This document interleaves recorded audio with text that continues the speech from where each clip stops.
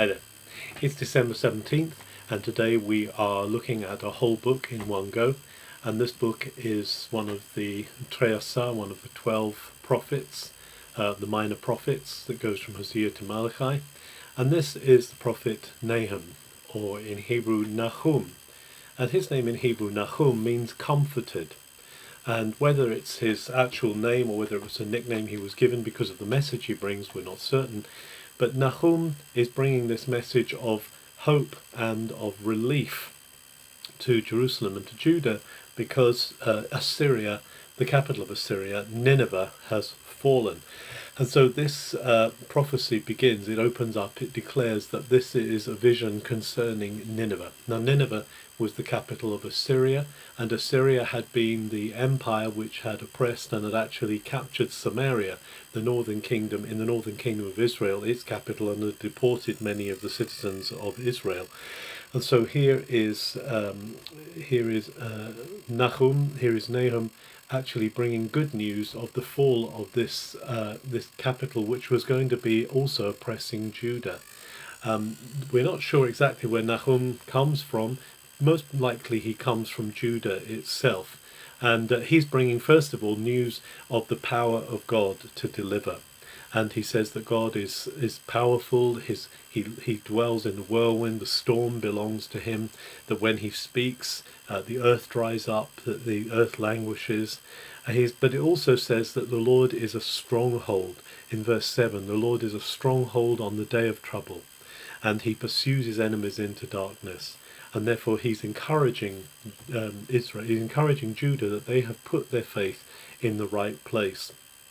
And he's then turning to Nineveh and to the fact that he says that the Lord has given an order against them, the Lord has spoken out against them, and that they are hearing the noise, hearing the sound of battle coming. A messenger is bringing news of their fall. And then it says, in the beginning of chapter 2, a shatterer has gone up against you, someone who will break you down. This, of course, with the armies of the Medes, Persians, and they are coming against Assyria to bring it down. And it describes the armies, the colours of the armies, the shields painted red. It says that they are coming against them, and they're going to bring great destruction. And even though Nineveh has been a great place in the past, of course it was the place that Jonah was called to, it was the place that is referred to as the city that turned around. But obviously they couldn't continue to follow God because their idols are going to be judged. Silver and gold is going to be plundered from them, and there's just going to be left nothing but emptiness and waste. This place that once was a place where lions were kept and cougars were walked around, that would have been a place, a symbol of strength, is going to be brought down to nothing. But it's going to mean, of course, the release and the relief of Judah. And he talks about chapter 3, he says, you town who's been a town of bloodshed. Apparently Assyria was one of the cruelest regimes of its time in that region, and so this place of bloodshed is actually going to be crushed, and there's going to be horsemen coming against it, there's going to be cavalry coming against it.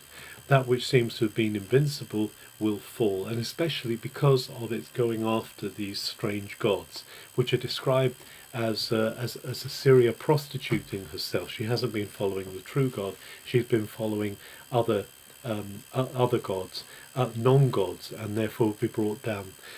And Nahum then says, you're no better than Thebes, you're no better than Ethiopia, you're no better than Egypt. All of these, it says, were affected, have been trodden down by these great marauding armies, and Nineveh is going to join that clan. She's going to be besieged, going to draw what Micah says is the water of sieges. She's going to try and strengthen her fortresses, but actually it's going to be brought down, it's going to be trodden down, and the guards are going to flee.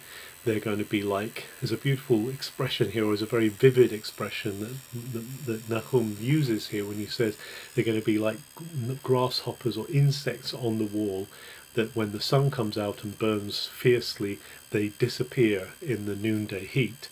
and the guards are going to disappear from guarding Nineveh, and it's going to be brought to nothing. The people are going to be scattered over the mountains, and there's going to be no healing to this break. It's going to come to nothing. Nahum's words came to pass in 612. This is when Nineveh actually fell and when the Assyrian Empire came to an end. But of course it meant relief for Judah and relief for Jerusalem, and therefore Nahum is bringing this good news as a sign of God's relief and of the Lord's relief. We can see particularly from chapter 1 where Nahum says that God is a God who is a stronghold, God who is one who we can come to in a time of trouble.